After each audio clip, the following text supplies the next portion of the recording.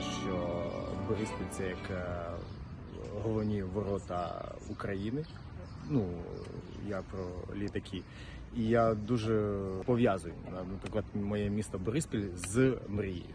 Тому я втілив те, що я захотів подарувати своєму місту власну мрію. І, тобто, знайшовши цю стіну і долучивши до цього місцеву владу, просто, скажімо, втілив це в життя.